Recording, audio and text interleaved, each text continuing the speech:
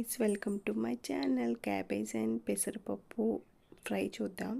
First కళాయి పెట్టుకొని కొంచెం ఆయిల్ వేసుకొని ఆవాలు, మినపప్పు, శనగపప్పు, జీలకర్ర, వెల్లుల్లిపాయలు, ఒక ఎండుమిరపకాయ వేయాలండి.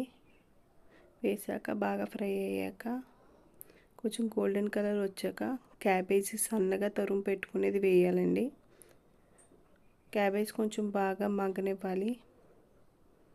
బాగా ఫ్రై చేసుకున్న తర్వాత ఇప్పుడు పెసరపప్పు వేసుకోవాలి. పెసరపప్పు మాత్రం ఒక 15 మినిట్స్ ముందు, వండే ముందు నానబెట్టుకోండి చాలు, లేదంటే బాగా స్మాష్ అయిపోద్ది పెసరపప్పు. ఇప్పుడు సాల్ట్ వేసుకొని బాగా కలుపుకోవాలి. ఇందులో పసుపు కానీ కారం కానీ అస్సలు వేయమండి. బాగా నిదానంగా ఫ్రై చేసుకుంటే లాస్ట్లో కరివేపాకు వేసుకొని సర్వ్ చేసుకొని ప్లీజ్ సబ్స్క్రైబ్ అండి. Thank you for watching.